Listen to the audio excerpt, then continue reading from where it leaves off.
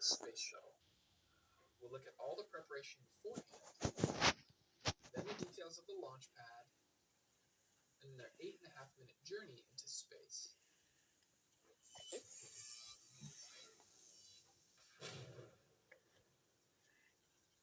This video was made possible by NordVPN. I'll show you more about this after the video. Sadly, the space shuttle is retired. It no longer flies. However, I think it's still really important to learn about. After all, some of this technology is still being used in space programs. In preparation for this video, I read a few books. One of them was called Riding Rockets, and it was written by 3-time astronaut Mike Mullane. He does a good job of capturing what it was like to ride on the space shuttle. I reached out to Mike and he was really helpful. He made a lot of good suggestions for what to include in this video. But before we get too far, let's review. This is the orbiter vehicle, the part that looks like an airplane and carries the astronauts and payloads into space. I have a video all about the inside of the orbiter vehicle. I'll put a link in the video description down below. It takes so much fuel to get into space that we need a really big gas tank. That's what the orange external tank is for. It provides the fuel for the 3 space shuttle main engines. Even this isn't enough to launch us into space. We need 2 extra rockets on each side. These are called the solid rocket boosters, or SRBs. It takes a lot of work to get all of these pieces ready for the launch.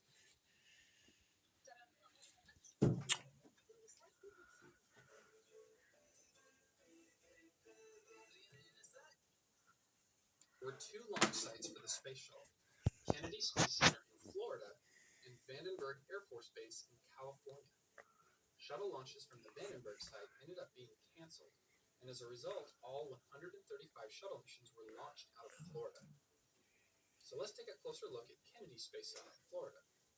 It has 2 launch pads, 39A and 39B. Shuttle missions were launched from both of these pads. There's a few buildings way over here, about 5 kilometers away from the pads. The large one here is the Vehicle Assembly Building, or VAB. It's as tall as a 38-story building.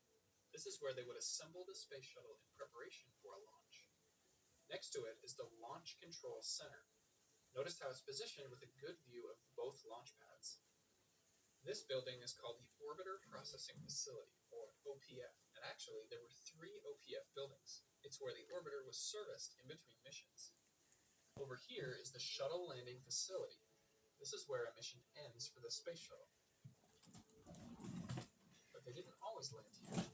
Sometimes, due to weather or other circumstances, the shuttle would land in California at Edwards Air Force Base. When this happened, we need to get the orbiter vehicle all the way back to Florida, and the shuttle can't really take off again and fly like an airplane. It wasn't built for that. So here's what happened. The orbiter vehicle was taken to the Military Mate Device, or MDD, which would lift up the shuttle and then load it on the back of a special airplane called the Shuttle Carrier Aircraft.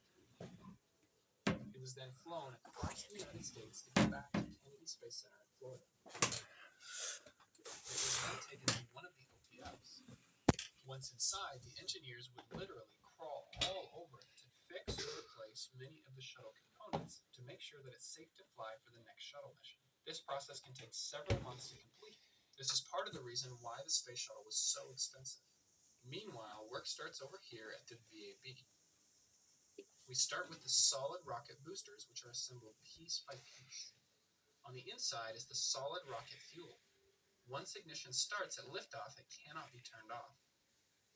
Now it's time to lift the external tank into place. Inside, there are 2 smaller tanks, one for liquid hydrogen and one for liquid oxygen. These tanks will remain empty until just a few hours before the launch. Now at room temperature, hydrogen and oxygen are both gases which take up an enormous amount of space. But if we put them at extremely cold temperatures, they will turn into liquids and we can put a lot more fuel inside of the tanks. The liquids from each tank will flow through pipes down to where it will connect to the orbiter. This side is for the liquid hydrogen, and this side is for the liquid oxygen. Once the orbiter was ready, it was then transferred from the OPF to the VAB. This was referred to as roll. The orbiter was then hooked up to a crane and then carefully lifted up, moved over to the high bay, and then mounted to the side of the external tank. The fuel and electrical connections are attached to the bottom of the orbiter. There is also another attachment point up towards the top. Once this is all ready to go, we need to move it to one of the launch pads, which are more than 5 kilometers away. This is referred to as the rollout. The weight of the entire shuttle stack is supported at the base by 8 hold-down posts, 4 on each of the SRBs. It's then secured in place by the hold-down bolts. At the moment of liftoff, these will detonate to free the shuttle.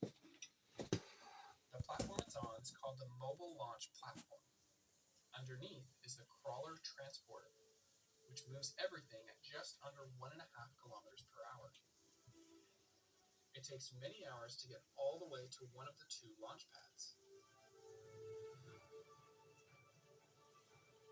Then it's up the ramp and slowly into position. The platform is put down on supports,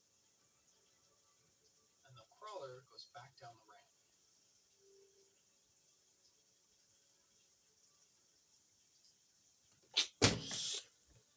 Oh, come on.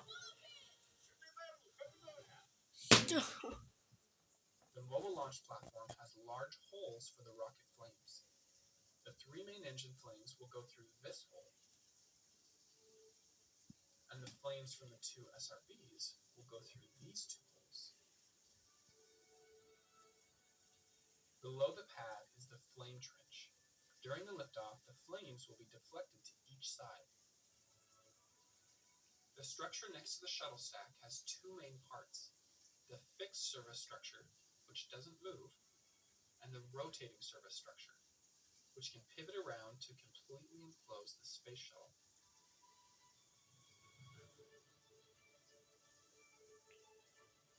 Sometimes the payloads were loaded here in the vertical position, and other times they were loaded before this, when the orbiter was on the ground at the OPF. The fixed service structure has a lightning mast on top, and then 3 service arms. 2 of them are vent arms, which will collect excess hydrogen and oxygen from the external tank. This is the gaseous hydrogen vent arm, with the ground umbilical carrier plate at the very end. At the top is the gaseous oxygen vent arm. Because the fuels are so cold, the beanie cap is really important to prevent ice buildup at the very top. The third arm is called the orbiter access arm. At the end of it is the white room. This is how the astronauts get on board the orbiter in preparation for a launch. Down here are the 2 tail service masts. They have connections to each side of the orbiter. On the day of the launch, this is where the fuel will come in to fill the orange external tank. If there is an emergency on the launch pad and the astronauts need to get away in a hurry, they will come over here to the emergency egress system. It has several baskets that can quickly carry them far away from the launch tower. Each basket can hold 3 people. One more feature of the Mobile Launch Platform is the sound suppression system. Beginning at just a few seconds before launch, water will start pouring out from a few different places. This will limit the sound shockwaves from bouncing back up and damaging parts of the space shuttle as it leaves the ground. The water is stored in this large tower on the launch pad. So let's see how this works on the day of the launch.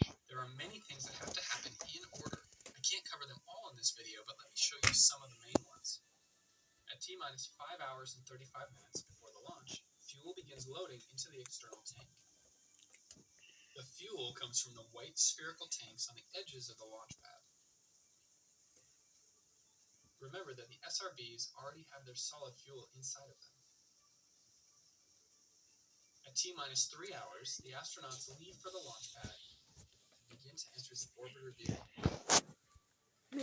Since the shuttle is vertical on the launch pad, all of the seats are in the laid-back position. Most missions had 7 astronauts, 3 in the middeck and 4 in the flight deck. There are no windows on the middeck, so some of the astronauts won't be able to enjoy the view on the way up.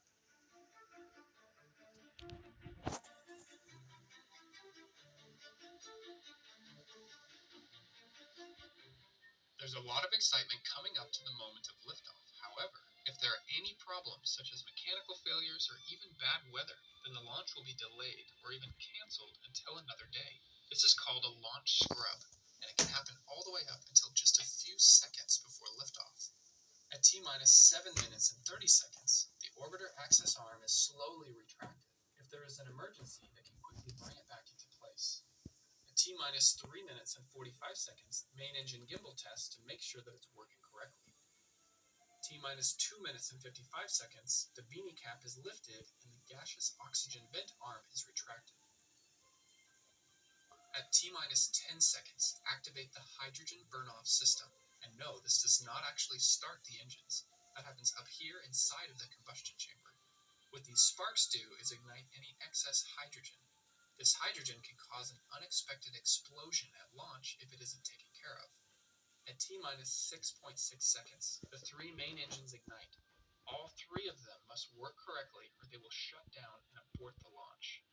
At the moment of liftoff, many things happen simultaneously. The gaseous hydrogen vent arm is retracted from the external tank. The 2 connections at the tail service mast will retract. The 8 hold-down bolts will detonate, which frees the shuttle, and then both SRBs ignite.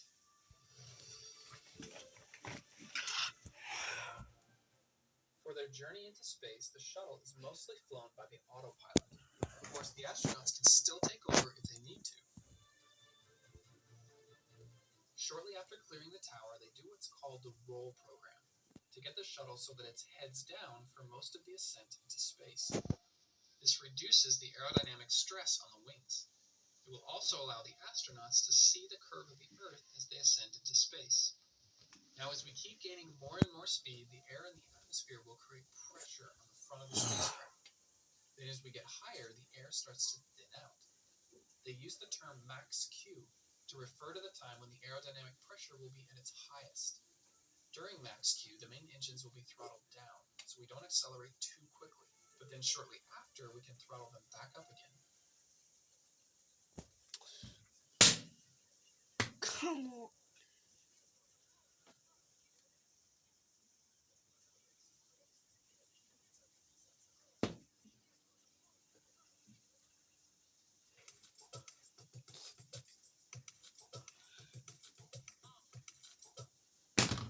A little more than 2 minutes after liftoff, the 2 SRBs have done their job. They are detached, and then small rocket motors on the bottom and on the top fire on each booster to ensure that they are separated from the vehicle. The SRBs fall back down to the Earth where they will parachute in for a soft landing in the ocean. They will be recovered by boat and then refurbished for a future shuttle mission. Now the 3 main engines are on their own. As we get higher, more and more fuel will be used up from the external tank. This means that the shuttle will keep getting lighter. We have to keep throttling down the engines or we'll accelerate too quickly. The maximum amount of acceleration we want the astronauts to feel is 3 Gs, or 3 times the force of gravity pushing them into their seats. At about 8 minutes and 30 seconds, we have main engine cutoff, or MECO. This must happen before the tanks run dry so that the engines aren't damaged. The external tank is now detached. We're not in orbit yet, so the tank will head back down to Earth and burn up in the atmosphere. The 2 doors on the bottom side of the shuttle will close now that the external tank is gone. If they didn't close, we would have gaps in the heat shield at the end of a mission, which would not be so good. At this point, the orbiter vehicle is on the same path as the external tank. We're not quite going fast enough to stay in orbit around the Earth. Remember that the external tank had the fuel for the 3 space shuttle main engines, so we can't really use these anymore. Instead, we'll use the 2 OMS rocket motors. These each carry their own fuel inside of the pod here. This gives us that last push into orbit around the Earth. Now it's traveling at 28,000 kilometers per hour, many times faster than the speed of a bullet. Now it's time to do some science, release a satellite, or dock to the International Space Station. It takes a lot of time to make these videos. I think I've spent most of my summer learning about the space shuttle. I do this for a living, so I'm really grateful for the sponsor for this video, which is NordVPN. This is an app that encrypts your internet traffic, which means increased privacy and security when you are online. This means your browsing history is kept private from any unwanted prying eyes. But there's a lot more that NordVPN can do. It can also protect you when you accidentally click on a link to a malicious website. So that's really handy. The app is super easy to use. Just open it up and click on the Quick Connect button. And that's it. Super fast servers, so you won't even notice a difference when you're online. And if you need to, you can even connect to a server in a different country. Now, why would you want to do this? Sometimes shows aren't available in the country that you're in. NordVPN can easily solve this problem. The app is available on whatever device you happen to be using, and you can connect up to 6 devices simultaneously. Right now, you can get 68% off a 2-year plan, only $371 per month, plus if you use my link, you can get an additional month for free. That's nordvpn.com/JaredOwen.